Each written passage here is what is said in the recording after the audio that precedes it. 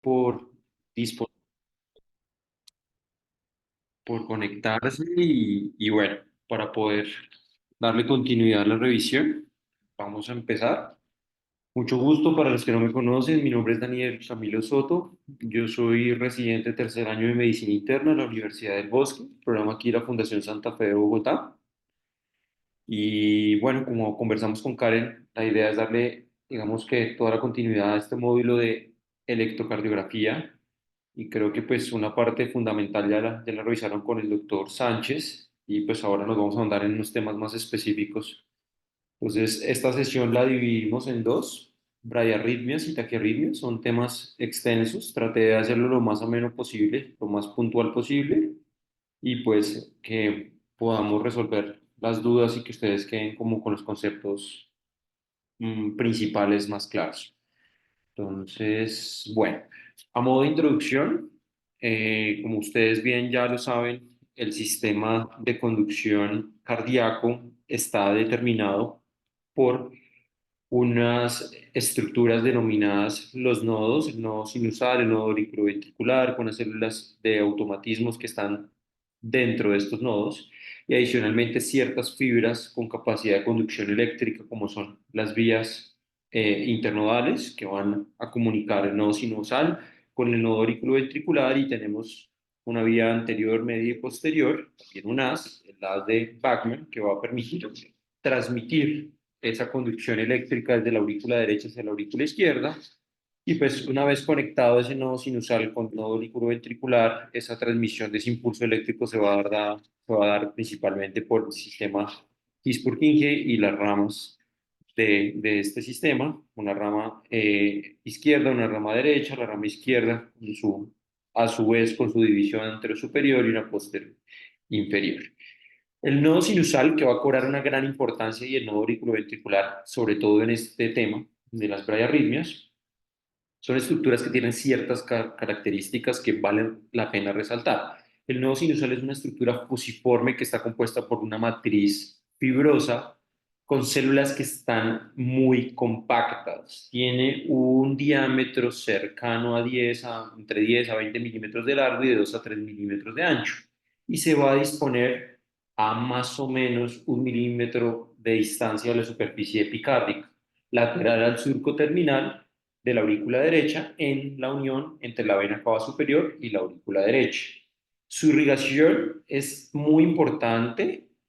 Ya en la sesión previa hablaron ustedes de cómo se comportaba el síndrome coronario agudo y cómo lo íbamos a caracterizar a nivel de la electrocardiografía, pero también es muy importante saber que en algunos casos de los síndromes coronarios agudos o los trastornos isquémicos podemos encontrar nosotros afectación a nivel de la conducción eléctrica y pueden manifestarse con bradiarritmias. Por eso es muy importante saber que ese nodo sinusal va a estar irrigado casi que en un 60% por ramas de la arteria coronaria derecha y en un menor porcentaje cercano al 40% por ramas de la arteria circunfleja. Esto pues va a depender también netamente de la dominancia y demás. Es una estructura que es el marcapasos natural. Su actividad va a estar regulada netamente por el sistema nervioso autónomo, porque va a tener tanto terminales nerviosas adrenérgicas con receptores tipo beta 1 y beta 2, así como terminales nerviosas con receptores polinérgicos postganglionares, específicamente muscarínicos tipo M2. Y sus respuestas se van a ajustar dependiendo de la necesidad fisiológica o patológica que tengamos, aumentando o disminuyendo la frecuencia en los casos en que esto sea necesario. Sabemos que a nivel de los potenciales de acción, tanto estas células nodales van a tener unas ciertas características, no solo en su potencial de acción determinado por las fases, por los electrolitos que dominan cada una de esas fases, sino por la velocidad de conducción a las cuales estas células tienen la capacidad de propagar ese impulso. Entonces, hablamos de las células de respuesta lenta, aquellas que están localizadas netamente en el nodo sinoauricular y en el nodo auriculoventricular con una velocidad de conducción que oscila más o menos entre 0,05 metros por segundo. Las vías de conducción, las pues, auricular o internodales a nivel atrial, tienen una velocidad cercana a 1 metro por segundo. A nivel del sistema His-Purkinje de 4 metros por segundo. Y a nivel de las ramas de las de His y de las células musculares ventriculares, tenemos una conducción que es intermedia con una velocidad cercana a 1 metro por segundo. Ahora bien, para nosotros poder caracterizar estos trastornos dados y explicados como bradiarritmias, debemos conocer estos conceptos muy claros, por eso quise hacerles esta introducción brevemente. Entrando en materia, vamos a hablar de dos temas muy importantes. Uno, englobado en la disfunción, el síndrome de disfunción sinusal o síndrome del nodo enfermo, y el otro a nivel de los bloqueos auriculoventriculares. Entonces, al hablar del síndrome de disfunción sinusal o el síndrome de nodo enfermo, lo podemos englobar, como todo síndrome, en un conjunto de signos y síntomas relacionados con impulsos y o propagación nodal anormal causada por una disfunción intrínseca a nivel del nodo, específicamente pues del nodo sinusal. Esta disfunción la podemos clasificar según su etiología y puede ser de tipo intrínseco, puede estar asociada a anomalías neurovegetativas y esos impulsos a nivel nervioso que van a comandar esa respuesta simpático-parasimpática o por alteraciones de tipo mixto. Etiopatogénicamente puede explicarse por muchas causas, causas como destrucción total o subtotal del nodo. Si perdemos el sustrato del nodo, pues claramente vamos a tener una disfunción, porque no tenemos anatomía que pueda comandar esa respuesta, ese impulso a nivel nervioso, pero también podemos encontrar otras alteraciones estructurales como pérdida de la continuidad y esa comunicación entre el nodo y la aurícula, alteraciones inflamatorias o de tipo degenerativo a nivel nervioso ganglionar perinodal, podemos encontrar cambios a nivel de la celularidad y el tejido que compone ese nodo, generando cambios por fibrosis o infiltración grasa, o alteraciones de la pared auricular, todo manifestado en alteraciones netamente de la conducción. Y dentro de los subtipos podemos encontrar explicado ese síndrome de disfunción del nodo sinusal como una bradicardia sinusal que puede ser espontánea, persistente o inadecuada, explicado por pausas o paradas, y en el grupo de ellos están los arrestos sinusales. Ya vamos a explicar cómo es uno y cómo es el otro y si hay alguna posibilidad o no de diferenciarles. También se puede manifestar como bloqueos de la conducción sinoauricular y hablamos de los bloqueos sinoauriculares, ojo, no bloqueos auriculoventriculares, sino bloqueos sinoauriculares y el síndrome de Brady-Tachy, que son netamente alternancias de paroxismos de taquiarritmias auricular rápidas, fibrilación auricular, flotero auricular, taquicardia atrial, con periodos de frecuencias bajas que son de tipo pues alternante. Entonces, dentro de ese grupo encontramos la bradicardia sinusial. Como definición, la vamos a determinar como una frecuencia de descarga del nodo sinusal a una frecuencia menor a 50 latidos por minuto. Hablamos de bradicardia extrema cuando esta frecuencia es menor a 40 latidos por minuto o es sintomática. Y siempre que encontramos estas bradicardias extremas dadas por latidos menores a 40 latidos o porque sea en presencia de síntomas como síncope, por ejemplo, es muy importante descartar enfermedad sinusal. En la parte de la derecha de sus pantallas ustedes pueden ver un trazo electrocardiográfico, es una derivación de 2 en la cual ustedes pueden ver un ritmo que si ustedes lo ven cumple los criterios para un ritmo sinusal, pero que su única alteración es que su frecuencia está más baja de lo normal. Ahí ustedes pueden ver una frecuencia cercana a los 38 latidos por minuto. Este es uno de los otros ejemplos que yo les traje. Pueden ver ustedes en este caso como todos los complejos QRS están precedidos o antecedidos, perdón, por una onda P y toda P conduce a un complejo QRS y la alteración evidente que podemos ver es a nivel de la frecuencia. Podemos ver una frecuencia cercana a los 35 latidos por minuto y esa es pues, la forma más básica de definir una bradicardia sinusal, netamente por su frecuencia.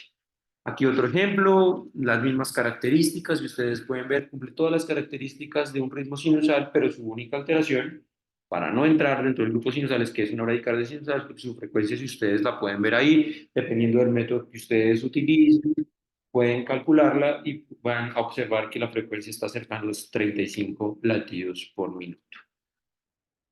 Existe otro componente a nivel de alteraciones radiarrítmicas explicadas por el nodo sinusal y hablamos de la arritmia sinusal respiratoria.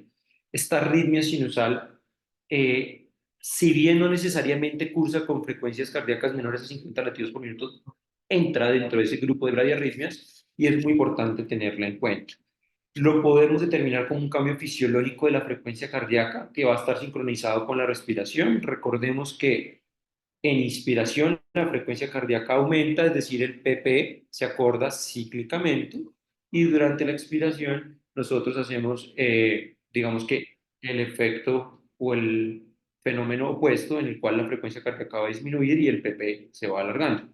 Esto típicamente ocurre en personas jóvenes asintomáticas. Y hay una forma de ver nosotros esa variación y esa variación puede estar explicada tanto ya sea por el cambio, dependiendo de la duración máxima del ciclo que duraba más tiempo con respecto y restándolo con el que duraba menos tiempo, y si esa diferencia es mayor a 120 milisegundos, o si nosotros calculamos y lo hacemos por una regla de 3 en el cual la variación entre los ciclos inspiración-expiración sea mayor al 10%. Entonces ustedes pueden ver, aquí yo les voy a activar el puntero láser y vemos como, por ejemplo, aquí en inspiración, la fase inspiratoria de la respiración, podemos ver como este PP, miren, ustedes miden 960 milisegundos, el siguiente está más corto, 840 milisegundos, y aquí durante la expiración, ese PP se va alargando, 980 milisegundos, este es un poco más largo, 1180 milisegundos, y este aún más largo, 1200 milisegundos, y va cambiando de forma cíclica durante la expiración y expiración. Y lo que yo les mencionaba, ¿cómo lo calculamos? Fácil, cogemos el que dura más, mil milisegundos en este caso, el que dura menos, y estamos, si la diferencia entre 1000 y 760, que ahí abajo claramente es mayor a 120 milisegundos, es compatible con una arritmia sinusal, obviamente que esté clínicamente concordante con las fases respiratorias. Y adicionalmente hay otra forma de calcularlo y es netamente por una regla de 3. En una regla de 3, calculando la duración máxima menos la mínima sobre la mínima, podemos ver que el cambio fue mayor al 10%, en este caso el 31% compatible con una arritmia sinusal respiratoria.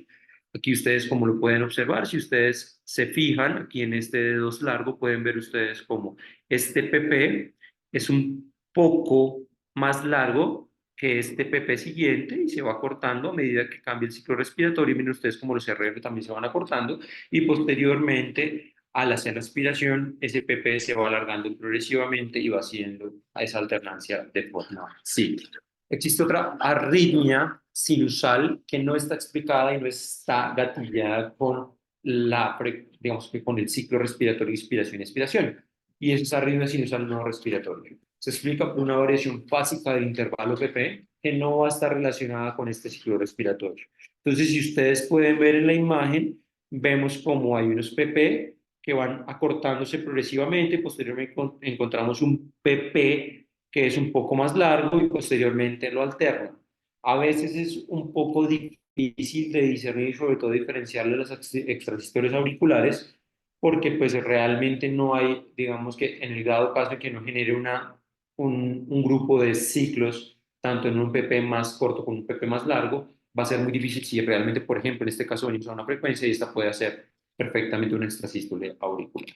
Esto digamos que en términos prácticos no nos cambia mucho las conductas, pero pues sí vale la pena que ustedes lo conozcan y que podemos encontrar dentro de los ritmos sinusales ciertas arritmias que vale la pena determinar. Otras alteraciones que podemos encontrar son los marcapasos migratorios. Y cada vez que nosotros tengamos un ritmo lento, una bradicardia sinusal, por ejemplo, esto va a permitir o abrir la posibilidad de que generen ritmos ectópicos auriculares, presentar ectopias auriculares. ¿Cómo se va a caracterizar? Porque la P va a cambiar de morfología. Entonces, no va a ser la misma P dentro de esa, digamos, misma derivación, sino que va a alternar dependiendo del lugar donde se origine a nivel auricular. Si ustedes pueden ver en este dedos largo, miren ustedes como en el primer complejo ven una P sinusal, en el segundo complejo ven una P, unas características, una P sinusal, pero en el tercer complejo ven ustedes una P que es negativa, y adicionalmente no solo es negativa, sino que tiene un PR más corto que el normal de base del paciente. Ahí podemos nosotros determinar que muy probablemente se hace una ectopia auricular y posteriormente volvemos a su P sinusal, volvemos a cambiar a su P con una, digamos que ectopia auricular, y esta alternancia es la que se explica como un marcapasos migratorio que pues en términos prácticos lo vamos a diferenciar por PET de diferentes morfologías. La pausa sinusal la vamos a definir como una interrupción temporal del ritmo sinusal que va a estar causado netamente por la falla y la imposibilidad para generar el impulso a nivel del nodo sinoauricular. Por lo general, tiene una duración entre 2 y 3 segundos. Hablamos de pausas sinusales significativas. Dentro de significativas hablamos aquellas que puedan ser definitorias de disfunción o síndrome del nodo enfermo, aquellas que duren más de 3 segundos. Y su diagnóstico diferencial más grande va a ser el poder determinar si es una pausa sinusal, si es un arresto sinusal o si es un bloqueo sinoauricular de tercer grado, del cual ya vamos a hablar un poquito más adelante. Miren ustedes en este trazo electrocardiográfico, podemos ver cómo un paciente pues, viene a un ritmo sinusal y súbitamente genera una pausa. Ven ustedes cómo pues, pasa de generar esa conducción eléctrica a generar un trazo pues, casi que isoeléctrico, generando una pausa en este caso de 3.2 segundos compatible con una pausa sinusal. Este es otro de los ejemplos. Podemos ver al inicio un ritmo sinusal, posteriormente se genera una pausa, en este caso de 6.2 segundos, y puede existir dos posibilidades, que el paciente arranque nuevamente en su ritmo sinusal o que el paciente arranque en un ritmo escape de la unión o que el paciente no arranque y quede en asistolia. Entonces, en este caso, el paciente tiene el ritmo sinusal, hace una pausa de 6.2 segundos y posteriormente arranca en un ritmo de escape de la unión. Entonces, esto es netamente explicado por pérdida de automatismo del nodo sinusal. Y es muy importante tener en cuenta que el intervalo PP que delimita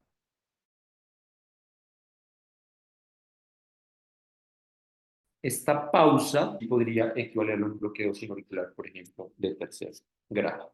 La parada o arresto sinusal es una falla prolongada en tiempo para generar un impulso en el nodo sinoauricular. No hay un tiempo definido para definirla qué es una pausa, qué es un arresto, pero por lo general el arresto dura más de 3 segundos.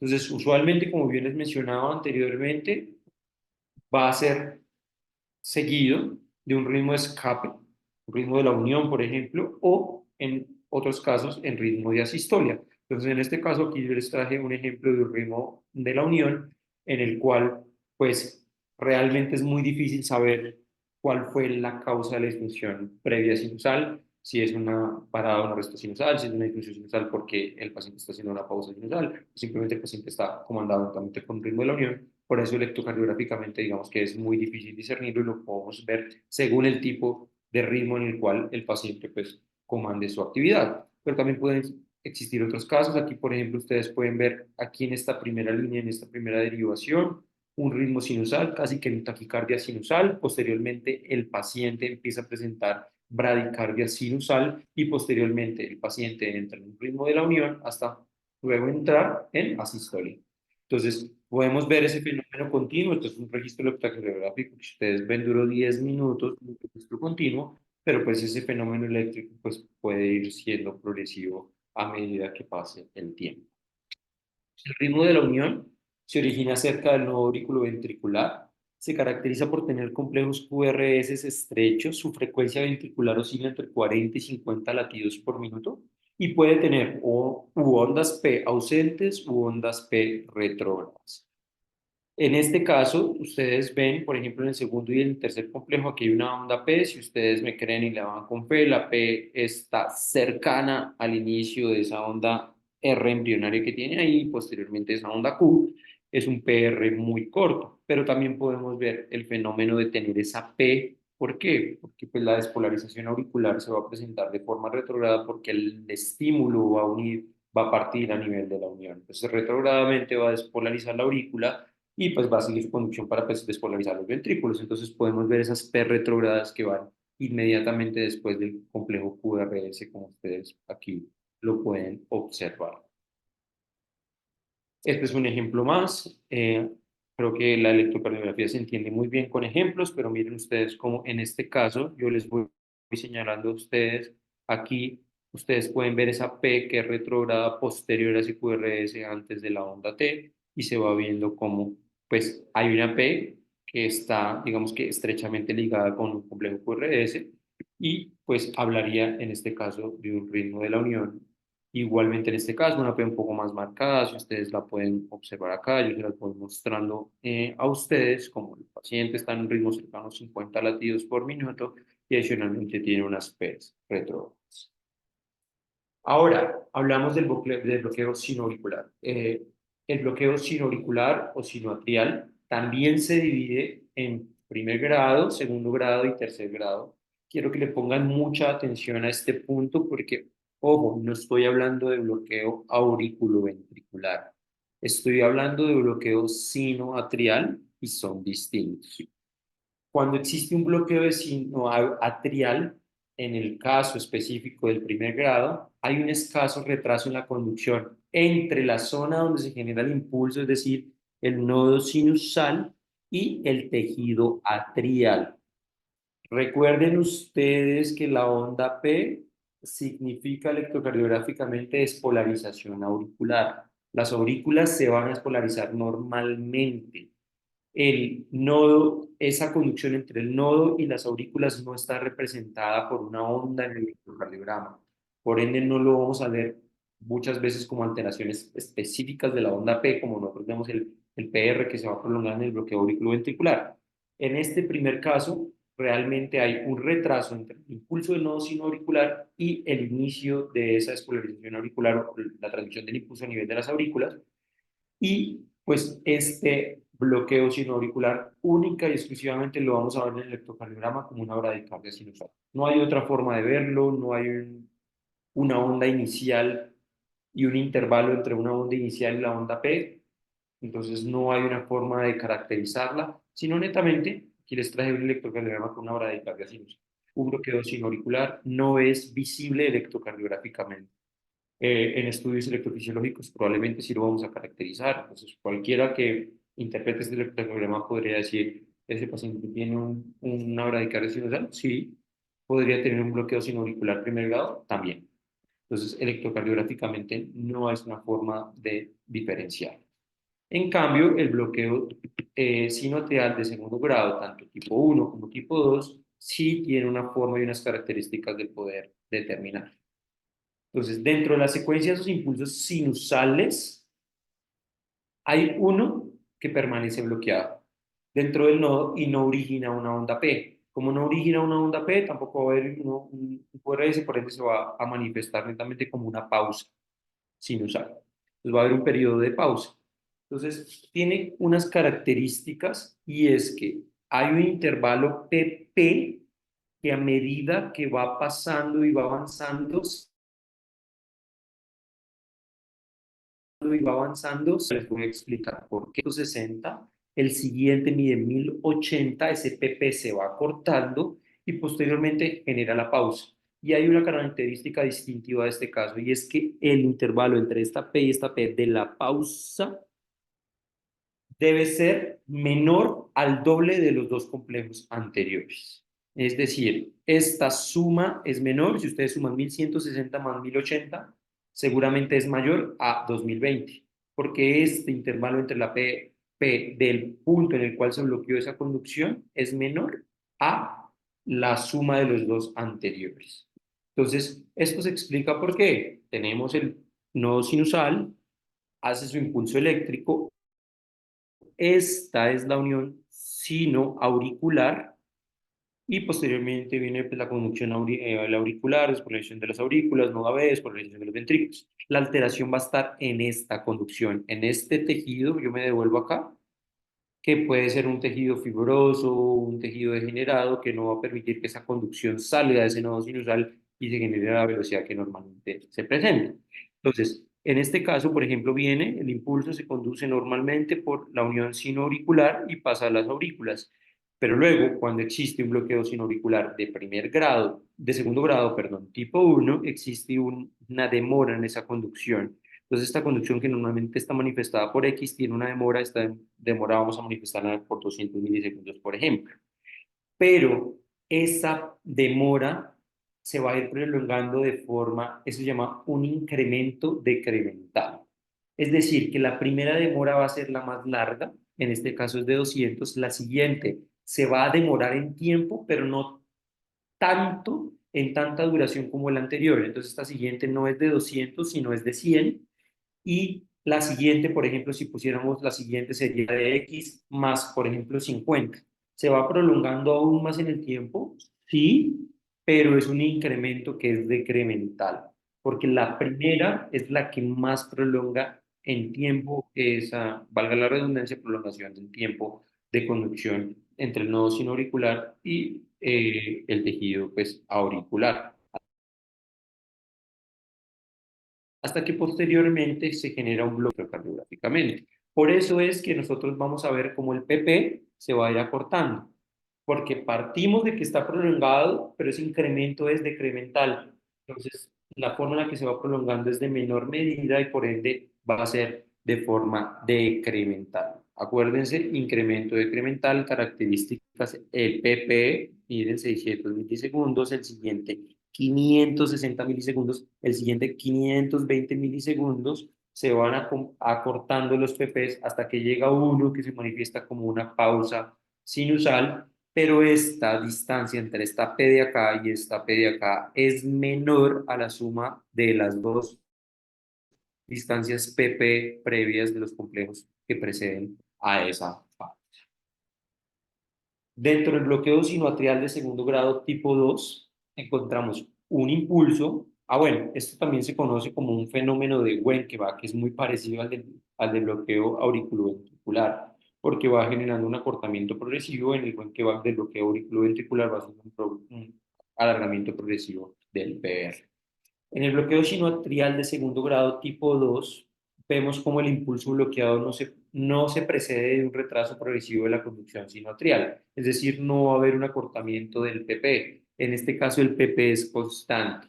Bueno, relativamente constante, puede existir una variabilidad muy mínima, pero que electrocardiográficamente va a ser muy difícil de determinar. Si ustedes ven, por ejemplo, este PP eso es de 820, este es de 860, pero pues, si ustedes cogen el trazado electrocardiográfico, diferir o discernir, perdón, entre la duración de esos dos PPs es muy difícil. Eso realmente puede tener unas variaciones muy pequeñas. Lo dejamos en términos prácticos como que el PP es constante. Y el PP previo a la pausa es constante, igual que los anteriores, pero tiene una característica distintiva al del tipo 1 y es que una vez se genera esa pausa, esta distancia entre el PP de la última que generó la conducción y de la que no, pues de la siguiente posterior a la pausa, es el doble de los dos complejos anteriores. En el tipo 1 era menor al doble y en el tipo 2 es del doble exactamente.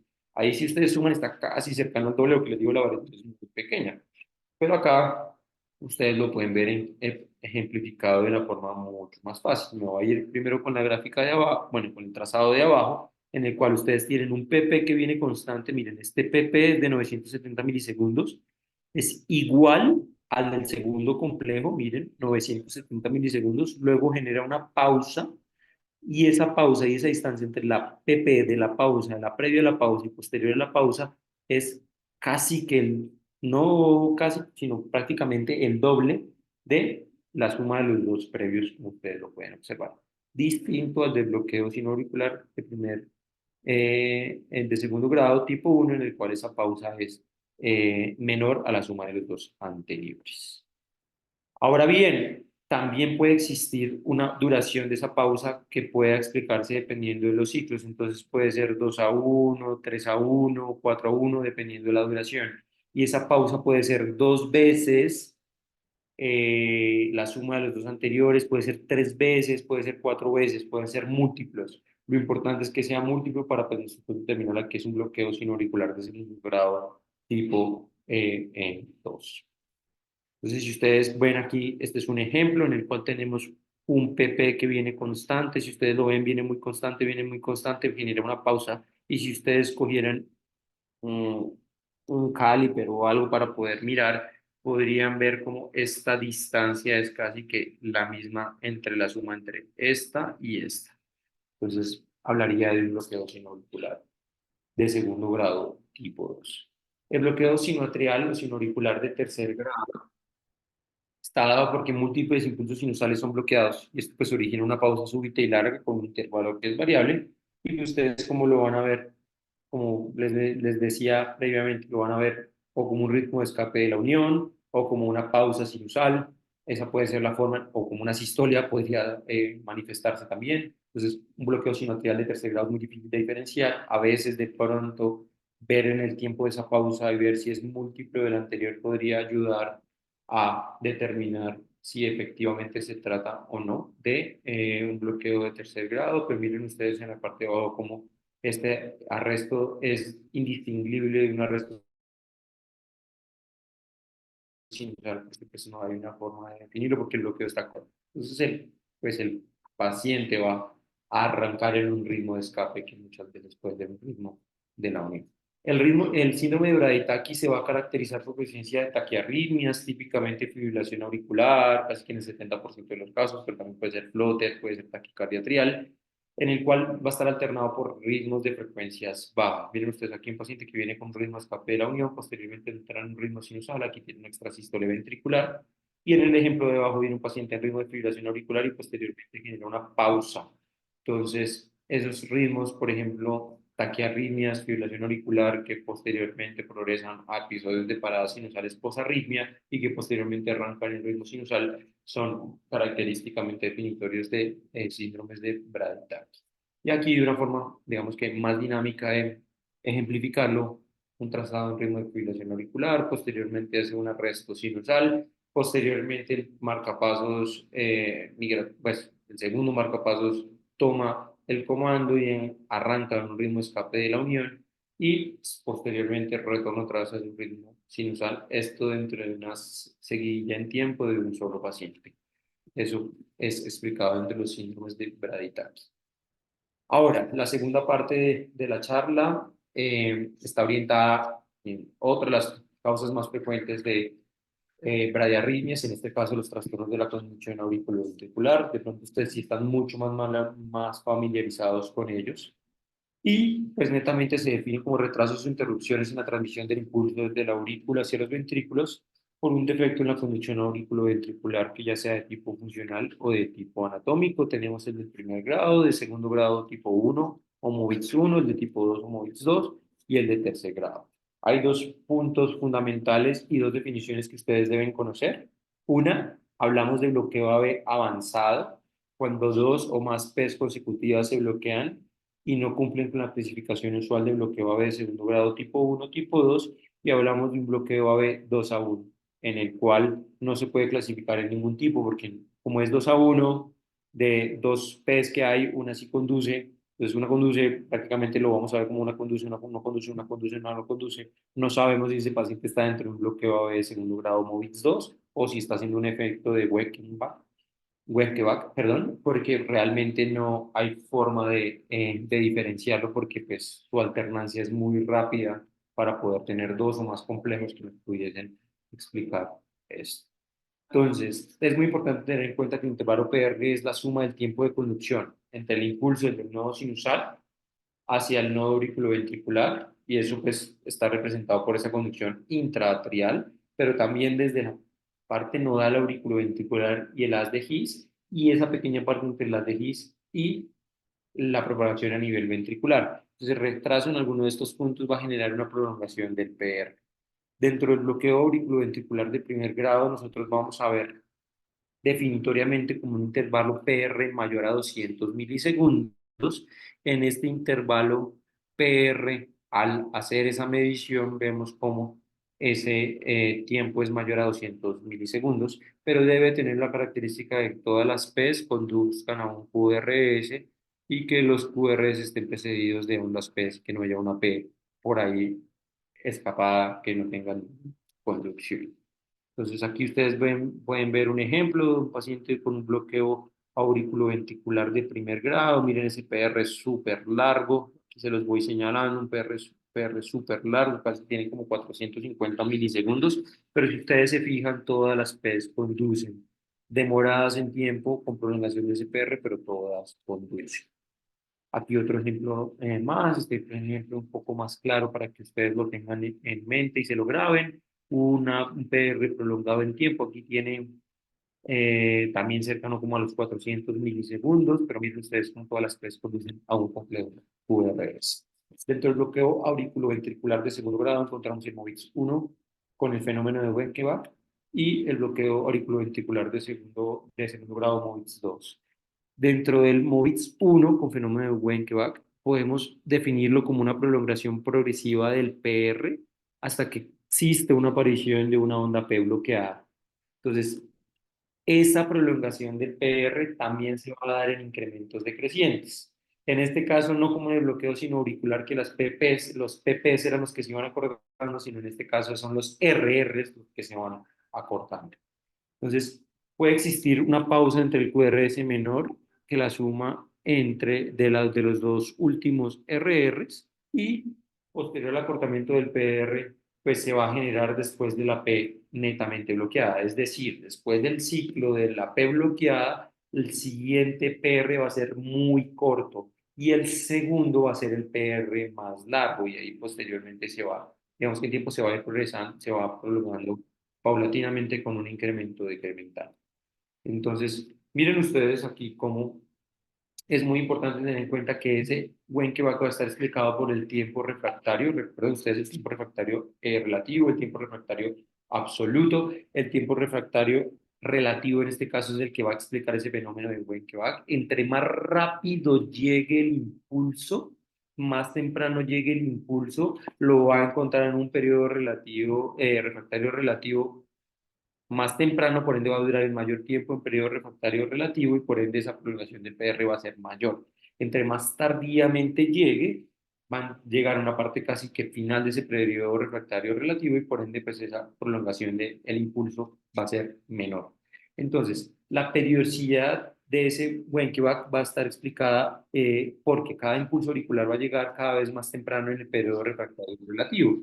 Entonces, cada vez el PR va a ser más largo hasta que el impulso llega a un periodo refractario absoluto en el cual existe un fallo de la conducción. Miren ustedes, aquí vemos un PR, este PR se va prolongando, este PR es más corto que el PR siguiente, aquí se va prolongando, es más largo que el PR anterior, hasta que llega a una P que no conduce y posteriormente arranca nuevamente. Un PR que se va prolongando progresivamente hasta una P que no conduce. Pero si ustedes ven, como hablábamos igualmente que en el bloqueo sin auricular, ese incremento de esa prolongación es decremental. Sí se va prolongando, pero en menor medida, por eso la explicación de que esos RR sean cada vez más cortos. Entonces el RR se va cortando aquí 840 milisegundos, posterior 800 milisegundos, luego viene la P que no conduce y nuevamente empieza con el fenómeno. Y esta es una forma gráfica, yo creo que de explicarlo. Entonces vemos como la conducción a nivel auricular está normal, por eso pues todas las ondas P van a ir a su velocidad de conducción, digamos que, y en tiempo, perdón, de conducción normal, 850 milisegundos en este caso de este ejemplo. Pero luego llega el nodo auriculoventricular y ahí va a encontrar un bloqueo de la conducción. Entonces, en este caso fue un retraso. Si normalmente pasara acá este retraso fisiológico en la auriculoventricular fuera de 200 milisegundos y posteriormente propaga su impulso a nivel de los ventrículos explicado con el QRS. Pero luego hay ese retraso en la prolongación, digamos que en la conducción a nivel auriculoventricular, en este caso ya no es de 200, sino es de 300 milisegundos. Si ustedes suman el tiempo que normalmente tardaba en la conducción a nivel auricular, más esa suma de ese retraso que era normalmente 200, pero en este caso es de 300, 850 más 100 les da 950. Y en el siguiente complejo se va a seguir prolongando, sí, pero ya no es una distancia o una de 850 más 50 milisegundos les da 900. Por eso ese QRS si ven que se va acortando progresivamente. Y si la siguiente, digamos que antes de esta P bloqueada tuviéramos otro, digamos que ya no fuese de 50 sino de 25, entonces hablaremos de 850 más 25, 875. Y ese QRS aquí entre QRS y QRS sería como de 875, que sería a su vez menor que el de 900 y a su vez menor que el de 950, por eso ese RR se va a cortar. Entonces, miren cómo ustedes lo pueden ver. Aquí pueden, por ejemplo, podemos ver este PR que se va prolongando progresivamente en el tiempo hasta que llega a una conducción a una P que no conduce. Y si ustedes pueden ver, ese RR se va acortando como características electrocardiográficas de un bloqueo AV. de segundo grado MOVIX 1. Existen unas variantes, el atípico se va a definir como clásicamente en el segundo PR tras la pausa no va a generar el mayor incremento como yo se los mencioné. Recuerden que después de la pausa viene ese PR que es el más corto de todos, luego el segundo que es el más largo de todos y luego por el incremento decremental se va a ir prolongando pero pues no tan marcadamente. En este caso, el segundo PR después de la pausa no es el que genera el mayor incremento, entonces usualmente sucede en el PR previo al último latido conducido. Entonces miren ustedes como pues aquí se va prolongando y antes de generar el complejo previo a la P bloqueada es digamos que la prolongación del PR más marcada, es decir, como si estuviese siendo un fenómeno de Weyl que va como inverso. Entonces, esa es una forma típica de verlo, pero realmente es poco frecuente verlo, es más frecuente ver los otros, pero pues vale la pena recordarlo. Y lo otro es encontrar una forma en la cual los PRs no sean visiblemente tan fácilmente identificables en la forma en la que se van prolongando. Entonces, si ustedes me creen, acá el PR se está prolongando, pero se está prolongando muy lentamente. Hasta que llegue a una P que no conduce.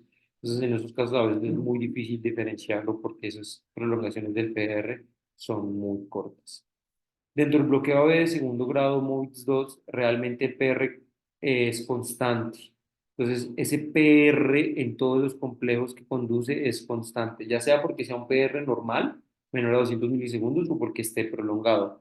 Pero ese PR no se va a ir prolongando, digamos que progresivamente dentro de los complejos. Y esta va a estar seguido en algún momento de una P que no conduce. Entonces, si ustedes ven acá, viene un PR constante, luego viene una P que no conduce, luego viene un PR que tiene la misma distancia con respecto al previo, luego viene un PR igual, una P que conduce, la misma distancia con respecto al previo, hasta que aparece otra P también que no conduce. Y luego reinicia otra vez con una P que conduce a la misma distancia de las previas anteriores. Entonces los PRs no se van prolongando. Y por lo general, esa PP que se mantiene constante, el PP de la pausa, por lo general es dos veces el PP previo. O el RR de la pausa es por lo general dos veces el RR previo. Entonces aquí ustedes, por ejemplo, lo pueden observar. Miren ustedes cómo viene este PR, que es muy igual a este, una P que conduce, QRS, que es muy igual a este, una P que conduce, este es muy igual en términos de duración, con una P que conduce hasta que aparece una P que no conduce y nuevamente inicia con una P que conduce, que es igual ese PR al previo a la cual no conducía, como ustedes lo pueden observar. El bloqueo AB de segundo grado, en este caso el bloqueo AB 2A1, se define por latidos alternantes que son conducidos. Entonces, clínicamente va a generar bradicardia permanente y sería un error llamarlo MOVIX 1 o MOVIX 2 porque no hay forma de diferenciarlo. Entonces, ustedes miren, ven una P que no conduce, una P que conduce, una P que no conduce, una P que conduce, una P que conduce, una P que no conduce, una P que conduce, una P que no conduce. Entonces, ustedes no saben si se está prolongando porque hay una P que conduce y una que no conduce, entonces no le dan el tiempo para ver más complejos y ver si se está prolongando, a ver si es un MOVIX 1, o si por el contrario no se está prolongando y los PR son constantes y netamente aparece una P espontáneamente que no conduce. Entonces se debería llamar un bloqueo AB 2A1 y ese es el nombre. Entonces este es otro ejemplo. Igualmente, miren ustedes acá, una P que no conduce, un P que conduce un QRS, una P que no conduce, una P que conduce un QRS, una P que no conduce, una P que conduce un QRS, una P que no. Y el bloqueo avanzado o de alto grado es cuando existen dos o más P's consecutivas a una frecuencia constante que no conducen a los ventículos, con evidencia pues, de una conducción auriculoventricular. Entonces, miren ustedes una P que conduce a un QRS, luego aparece una P que no conduce, una P que no conduce, y luego una P que no conduce. Este sería como bloqueo, llamarlo así, 3-1, una P, P que no conduce, P que no conduce, P que conduce, P que no conduce, P que no conduce, P que conduce. Estos son los bloqueos AB de alto grado 3-1, 4-1, pudiesen existir en muchas formas. Aquí forma electrocardiográficamente y gráficamente más fácil de ver igualmente. P que no conduce, P que no conduce, una P que conduce con un QRS, P que no conduce, P que no conduce, P que conduce un QRS, P que no conduce, P que no conduce, P que conduce un QRS. Y el bloqueo AB completo se define cuando todas las P's no logran conducir. Entonces, las ondas P's y los complejos QRS están disociados, van a una estimulación y a una actividad propia, a su propia frecuencia de marcapasos, tanto las aurículas como los ventrículos. Entonces, no va a haber una relación PR que cambie continuamente, pero sí entre ellas. Entonces, la forma fácil de diferenciarlo es los PPs, porque va a una frecuencia auricular distinta a la ventricular, los PPs van a ser regulares y las RRs van a ser regulares. Si ustedes ven acá, miren, este RR es regular y es exactamente igual en todos. Y si ustedes ven las P's acá, por ejemplo, ven la P está acá, viene acá, aquí cae una P sobre la T, aquí llega otra P, aquí cae una P, miren que cae muy cercana al QRS, luego cae acá, luego cae acá. Si ven, no hay una forma de un patrón de que ustedes digan hay una P que está conduciendo a un QRS, simplemente va a una frecuencia completamente distinta. Como si ustedes tuvieran un trazado electrocardiográfico de solo ondas P's, eliminen los complejos QRS, visualmente ustedes ahí, como si tuvieran un solo trazado electroradiográfico donde solo vieran ondas PESMI, que van a una sola frecuencia, y luego le pusieran encima una imagen de complejos QRS, digamos que de forma asincrónica y que se sobreponen ahí. Entonces van las P's a un ritmo, P, P, P, P, P, P, P, P, P, P, P, P, P, y van los QRS a un ritmo. Esa es una disociación auriculoventricular. A veces es muy difícil, a veces es la forma, a veces inclusive hay muchas dudas de si es un bloqueo AB de segundo grado, si es un bloqueo AB completo. Electrocardiográficamente la forma de distinguirlo, de diferenciarlo, perdón, es esta, pero pues tienen que saber que a veces en la clínica no es tan fácil diferenciarlo, pero pues si ustedes logran muy juiciosamente medir esos intervalos PP y esos RRs, podrían determinar.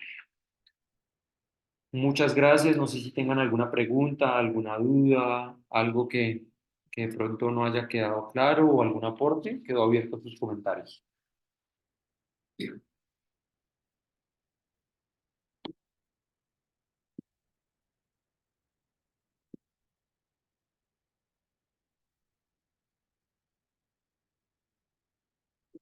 Muchas gracias, doctor Daniel. ¿Alguno tiene alguna pregunta?